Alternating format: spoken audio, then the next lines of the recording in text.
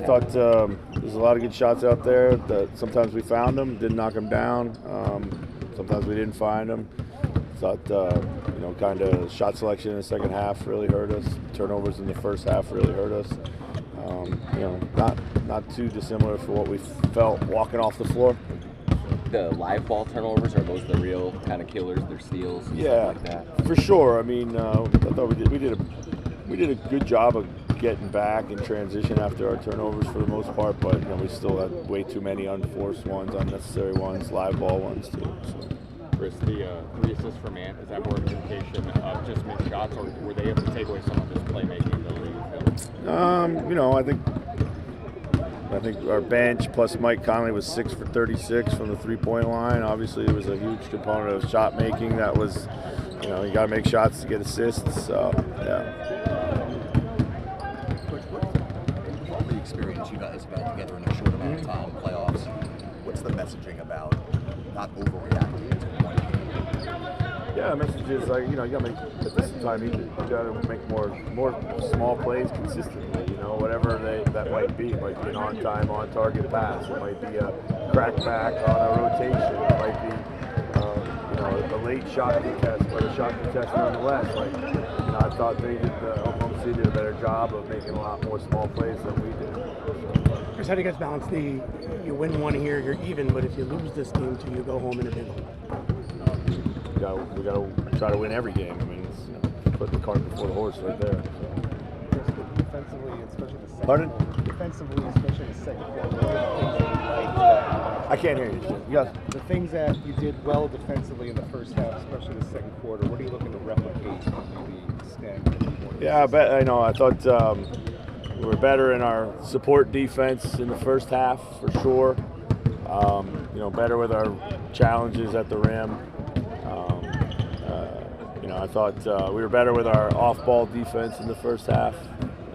Second half, we weren't as good in a lot of those areas. Ant told us that if they're going to keep sending through the ball and attacking the paint, his best getting off the ball and maybe on the move. Yeah. Is there validity to kind of that? Sure. Yeah, I think we spent too much time trying to manipulate matchups last night. We got to play more in a flow. We got to get people moving, play with a little bit more zip in the half court. Just too much ISO, too much manipulated, pick and roll. Did you feel like guys got a little distracted last night with the officiating, guys getting in foul trouble, the environment of trying to not let those things Nothing that we didn't know was coming, no. So. Would you like to see Ant be more aggressive? I thought Ant was pretty aggressive. I thought it was hard for him to go anywhere. I think to the question earlier, I do think he needs to maybe move a little bit more. We got to get him on the move a little bit more. Find some things that get him in a bit better space. He's got to go a little quicker at times. But when he did go, he got fouled a bunch too. So. Chris, I think they out-rebounded you. Is that an area? Shit, we missed so many shots. They should have out-rebounded us. So I don't see that as a Herculean effort. So. How much of being able to hit the open shots might open up opportunities more for you in the paint? Yeah, of course. That's part of the game we're all playing. But they're pretty committed to loading up the paint. They're going to put 4 or 5 bodies there. So. Any other questions? Thanks, Coach. Thanks, guys. What was like today after last night, looking at some film today? Just kind of what's the mood of the team after looking at the film from last night? We're just focused. There's a lot of things, obviously, that we're about to see on the film on both ends of the floor that we can do better. So just looking forward to game 2. Hey, Rudy, how tough was it getting those 2 quick fouls, and how did that throw you off just in your rhythm and trying to get into the game? It was tough. It's been a while since that happened to me in my career. So first foul definitely, was a mistake on my end. So second one, I don't think it was really a foul, but first one is I can control the first one. So I just gotta be better. Just gotta be ready for what's coming, and I can't, let my team down by getting foul trouble early like that. Rudy, how would you define what your defensive role? How would you define what your job is in this series? My job is to help my team dominate on both ends, and set the tone defensively, by being who I am, and offensively by putting a lot of pressure on the rim, finishing, getting my teammates open with screens, and creating gravity for my teammates. What is it they do that makes them so much better at defending the rim than anybody else in the NBA? I think they do a great job pressuring the ball handlers and then collapsing in the paint. When the ball handler is able to get past the first line of defense, they do a great job collapsing and forcing you to pass the ball. What would you say has been your biggest takeaway?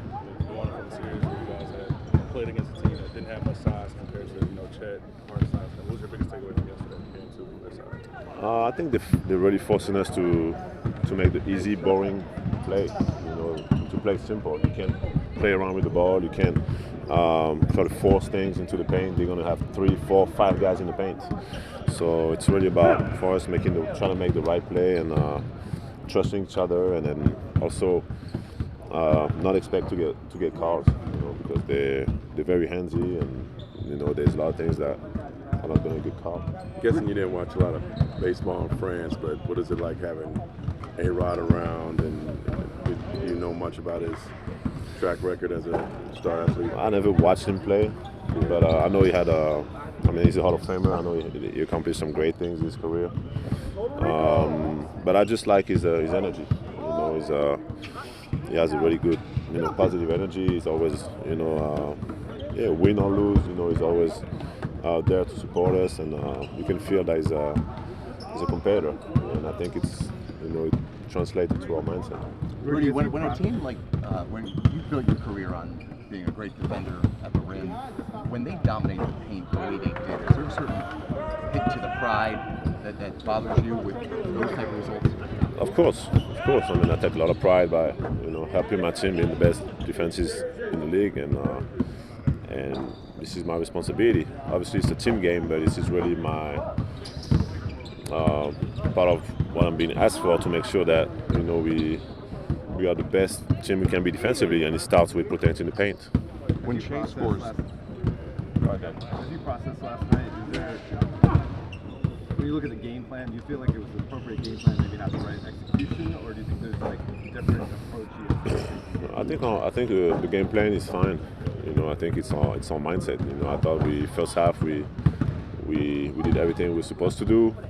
I thought we could have been up more than just 4 points at half, for multiple reasons. But I think when they start making a run, I think we got or when we don't score, we can get frustrated. We can lose track of what we're supposed to do on both ends. What we need to do, the small little plays, defensively and offensively, spacing for our teammates, screening for our teammates, defensively, communication, and making the small plays that consistently allow us to win.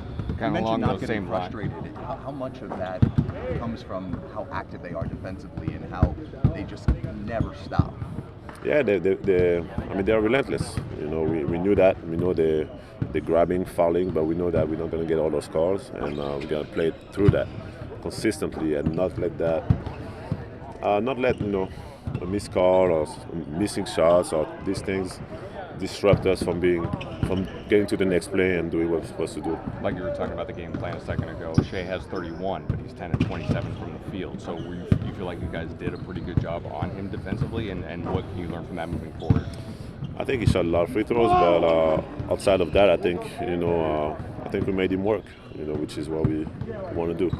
Force him into the toughest shots possible and make sure we get back in transition and then try to keep him off the line.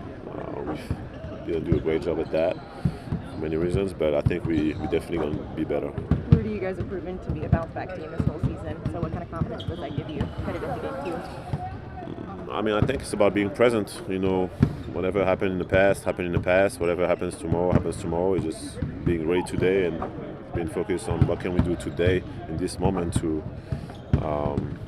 win, to help our team win.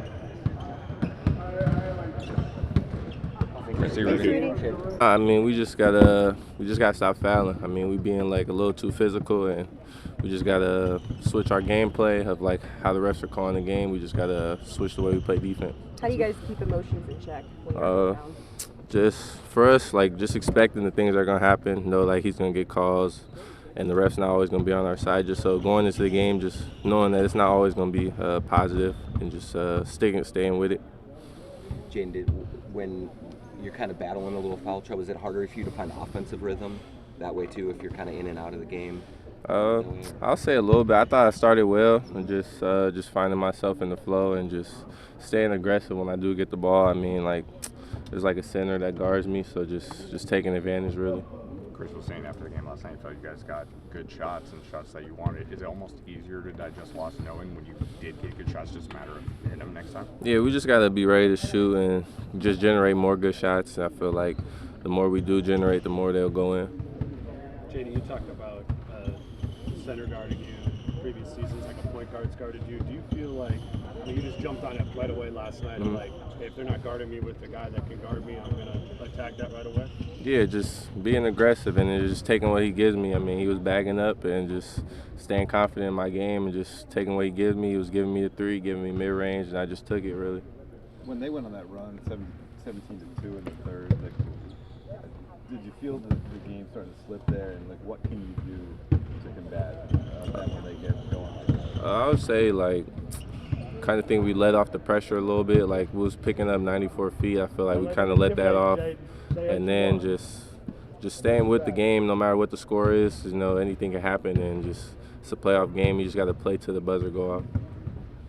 The paint opportunities obviously were limited for you guys last night. I know they like to clog the paint, but what are some of the things maybe you can do to kind of get around that and generate easier looks for yourself? We just got to swing it around a couple times, just move the defense, I'll say, and then just being able to, like, I'll say the first driver is not always for them to score. It's like for a pass and then just breaking the defense down that way. And then just getting in the paint, kicking out to the corner. I know they give up like the most corner threes, so just being in our spots early and be ready to shoot. Ant said last night it was like playing an AAU team. I see what he's saying. Like they do a whole bunch of different defenses, or they pick up full court. I see the aspect of it for sure. That kind of feels like it, but yeah, he was right a little bit. Jaden, does it help just a little bit? I mean, having one game under your belt, seeing them again, and I mean, you can prepare for them, but then just being able to play and really have a good idea of what you need to do in game two here now. Yeah, I feel like we knew what to expect, and then coming into game one, it was just we kind of got away from the things that were helping us stay with that lead in the first half, and we just got to stick with it longer periods of time during the game. Jaden, how important is it to get off to a fast start tomorrow? I'll say it's important, just taking the crowd out the game and just kind of just setting the tone really physically, defensively, and just knowing that good starts help us out a lot, and just starting on top a little bit, having a little cushion is always good.